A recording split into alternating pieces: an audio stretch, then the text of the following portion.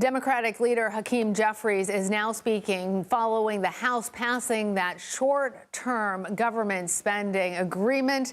Let's listen to what he has to say. Turn the light off. I turn the camera. I know. Good evening, everyone. House Democrats have successfully funded the government at levels requested by President Biden in order to meet the needs of the American people in terms of their health, safety, and economic well-being. House Democrats have successfully fought for families, farmers, first responders, and the future of working-class Americans.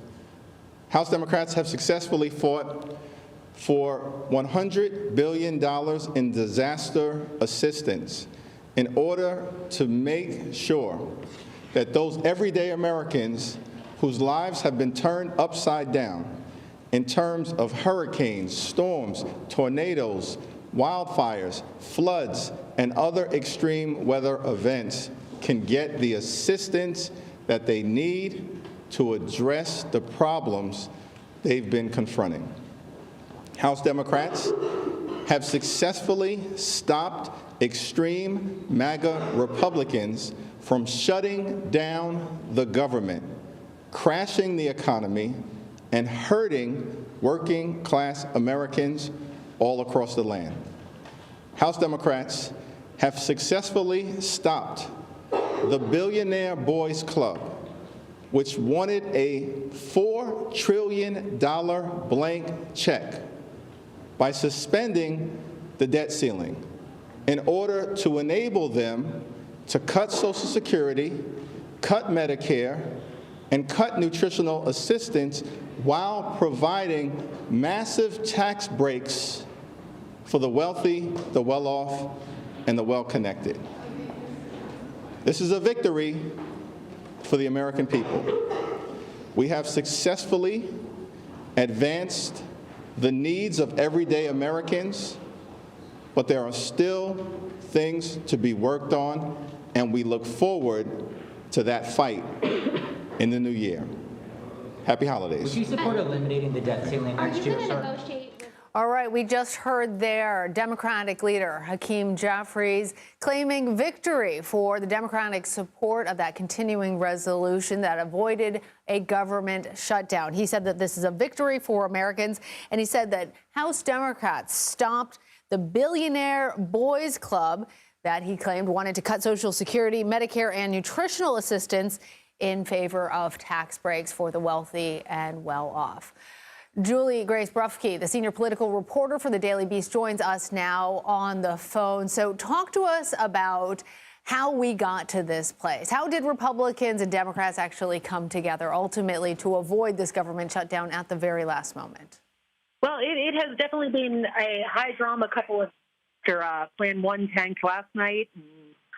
Speaker Johnson's was kind of been talking with President Trump about an alternative that ultimately wouldn't lead to his inevitable ouster.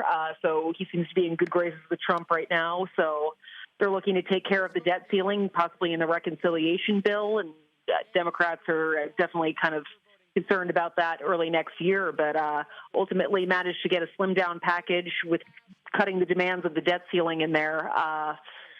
That were kind of Trump's demands last night, with Elon Musk kind of putting the pressure on that. So ultimately, members were worried earlier today that they were going to be here for the next couple of days leading up to Christmas, but it looks like government will remain open.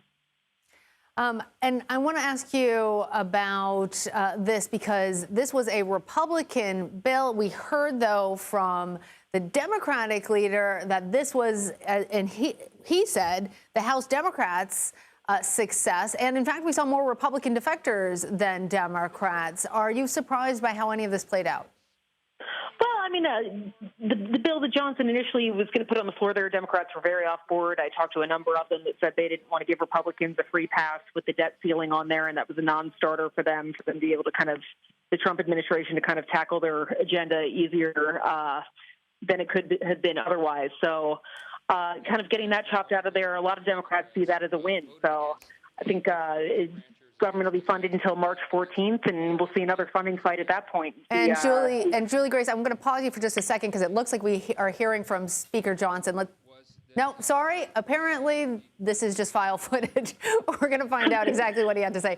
But go ahead and stay with me for just a moment. I'm going to get Scott MacFarlane, who's there as well on Capitol Hill, to join us in this conversation. So, Scott, you were there as the Speaker was also taking his victory lap.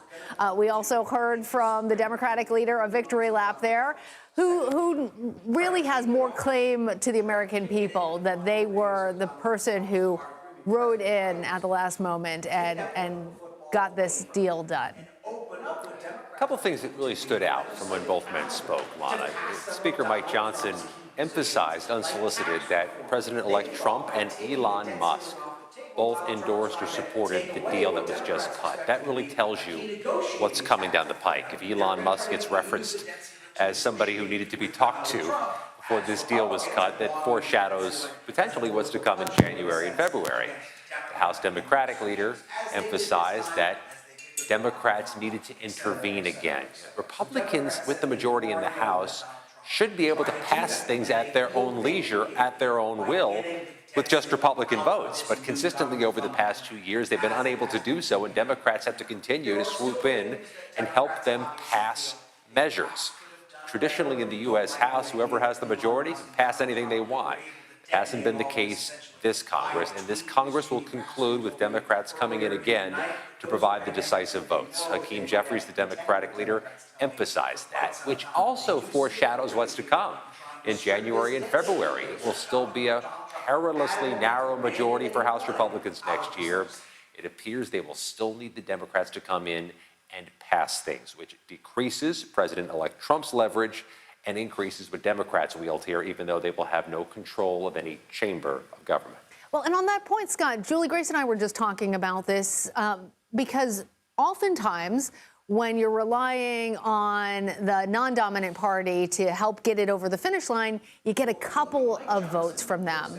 But in this case, where we saw the defections, it was really from the Republicans more so than the Democrats. Are you surprised by that?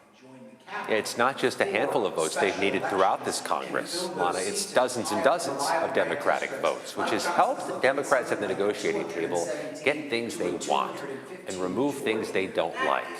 If that's the case still, during the Trump administration, that is going to potentially irk President Trump. It's also going to limit what President Trump can get in the bills he encourages Congress to debate and pass. This, to me, is chapter one of a book we're going to see many chapters of beginning in 2025. This type of rhythm, this type of political back and forth is going to be the same thing in early 2025. Let's see how everybody involved navigates that and carries that. But is this book Shakespeare or is it Tolstoy, Scott? I'm still waiting to figure that one out. Juliegrace, let's talk about what Scott was saying, because all of this is pushing the next deadline into the Trump administration. What is this going to look like then?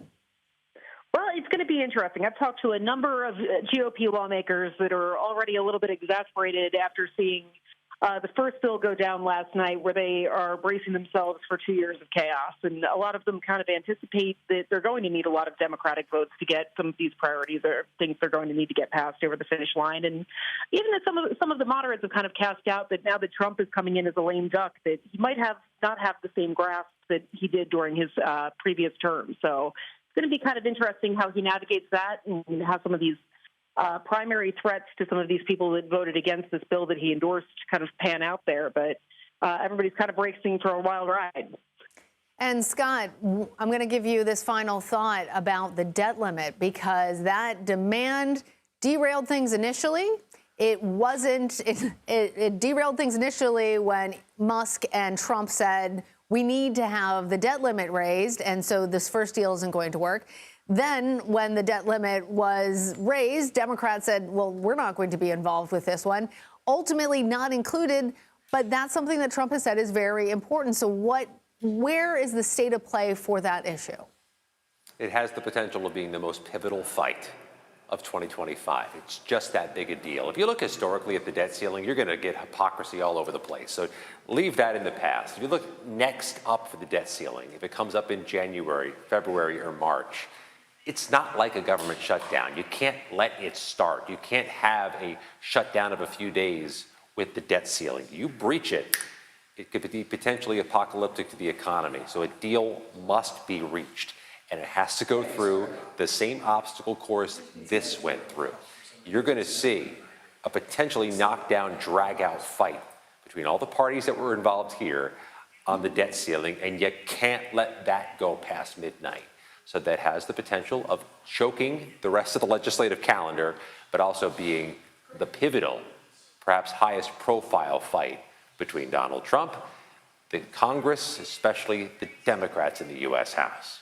All right. Scott MacFarlane, Juliegrace Brufke, thank you both.